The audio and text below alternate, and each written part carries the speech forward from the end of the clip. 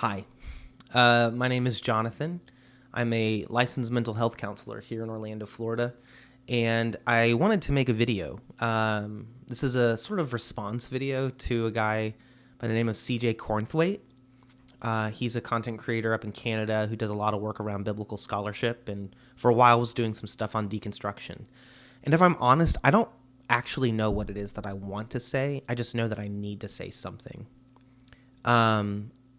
He recently posted a video that's all about the wound that never heals, and specifically about how when you grow up in like a fundamentalist, very radical version of any religion, but in this case Christianity, it damages your capacity to navigate life in ways that people just don't understand. And you walk around wondering why it is that you feel so different, so weird, because no one quite gets it except for the other people who also went through it. And you share, he called it like trauma bonding, and that's kind of what it is. You belong to a network of people who did one of the bravest things imaginable, which is to step away from everything that was familiar and comfortable and move into the unknown, move into what was told to me, what was given to me, or was kind of communicated to me as like a risk of hell, a risk of eternal damnation, because you're stepping away from the one true faith. If that is you, which it's certainly me, we aren't alone. And yet, life really does feel lonely. My experience is I grew up in independent, fundamental Baptist Christianity. It's a small denomination called the Baptist Bible Fellowship International, which almost no one would have heard of. But its claim to fame is that it's the denomination that kind of raised and produced Jerry Falwell before he went off and started Liberty University and the Moral Majority.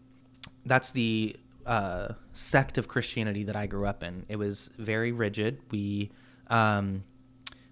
were at church, or I was at church every Sunday, Sunday morning, Sunday evening, and Wednesday night, and Monday night visitation. I did youth group. I did Sunday school. I taught Sunday school, did nursery, did choir. I did all of it. And I loved it in a lot of ways. I also have the unique experience of growing up as a staff kid. Interestingly, and maybe I'll one day post a whole video about like the full story, but my father left my mother and I when I was very young. He was an addict, but he was also a youth pastor for a while. But then the addiction, as far as I know, kind of, eliminated that as a future possibility. So he left ministry. He left my mom and I, but my mom stayed in ministry, and she was hired to be a secretary at this fundamental Baptist church in Jacksonville, and that's where I was raised. I was raised at this church up there.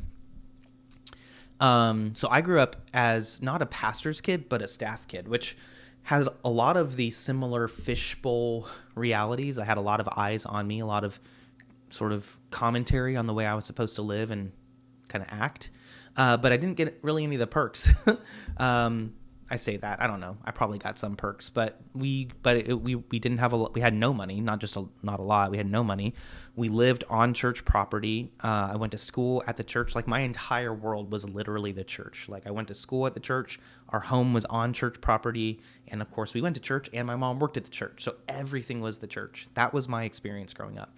I didn't have a lot of friends. I was kind of candidly pretty awkward even for the fundamental Baptists. And so that was my experience. That was what it was like for me. I grew up, I went to Bible college because in that world, the only role models that I was given really were pastors and missionaries. The heroes in my eyes were the ones who followed the Lord's call to go overseas and give up everything for the sake of the Great Commission. And we had like these massive missions conferences where we would bring in missionary families and shower them with gifts and love. And I would just like remember seeing that and being like, I want that to be me one day. So of course I went to Bible college. I was a straight A student. I was really smart, could have probably gone to lots of schools, but instead of that, I decided to go to Bible college. After Bible college, I went to Liberty University. After Liberty University, I kind of was aimless for a while, but eventually ended up in a conservative seminary to get a master's of divinity. Once I was done with the Master's of Divinity, I decided that I wanted to be a mental health counselor, or at least I wanted to have the mental health counselor as a part of, I want to have mental health counseling as a part of my ministry, right? my pastoral ministry at that point. And I'm skipping over a lot of stuff. This is like the Cliff Notes. But the point is, I was set up to be able to navigate and occupy a world that was limited exclusively to Christianity and Christian ministry. I have almost no marketability outside of that. And where I find myself in life right now is I have all but stepped away from evangelical Christianity for lots of reasons. And I'm trying to make it full-time as a mental health counselor. And even in posting this video, I have my own concerns because one of the things that I market myself as is a Christian mental health counselor. A lot of my clients come to me and their number one priority is that I'm a Christian because they are concerned that someone who isn't a Christian would somehow contradict their ability to sort of practice their faith or be compromising them in some way. And I still consider myself a person of faith. I still consider myself a Christian, just not evangelical. And I have a very complicated relationship with the Bible and with Christianity as a whole. So I'm saying all of that, I guess, because I want to express solidarity, not just with CJ Cornthwaite, whose video was phenomenal, and I want to say thank you for it because it spoke to me exactly where I was, but also because this is a very real thing. This has consequences for actual people, and maybe I'm a more remarkable or kind of exceptional experience or exceptional example of leaving evangelicalism. But I don't think I'm that unique. I think that for a lot of us who no longer find satisfactory answers in the evangelical model or in the evangelical mindset for the mysteries of the universe, we find ourselves aimless. We find ourselves spiritually homeless and socially homeless because I'm too religious for the non-religious folks, but I'm not religious enough for the really religious folks. I don't really fit in anywhere. And because I know, if we're going to bring it back to Christianity, the very first thing in the Bible that God declared not good was that man be alone, right? And yet here I find myself pretty alone. Now, that doesn't mean I don't have friends. That doesn't mean I don't have a community or any. I still go to church. I go to a small Anglican church that's pretty great. And I have really excellent friends, and I'm connected to lots of really wonderful people. However, even in the midst or in the context of those relationships, it's really difficult to find people who get it, who sense and know what it is to navigate the things that I'm walking through. But I don't want this to just be about like, woe is me. I think I also want this to be about hope, because I am confident that people like me, people like CJ Cornthwaite, and people like you, if my story or his or whatever is any kind of resonant with your story, have something really important to tell the world if we can just figure out a way to express it and get the message out. And that message is, when we try to take power and combine it with faith, it always results in pain. It always results in hell, right? It results in dysfunction, evil, maybe even. And I think a lot of evil things happen to me. A lot of bad things happen to me. And we just weren't set up well. So this is a pretty vulnerable thing to put out there, especially since I've not really, again, expressed myself in this way before. I have a lot more to say.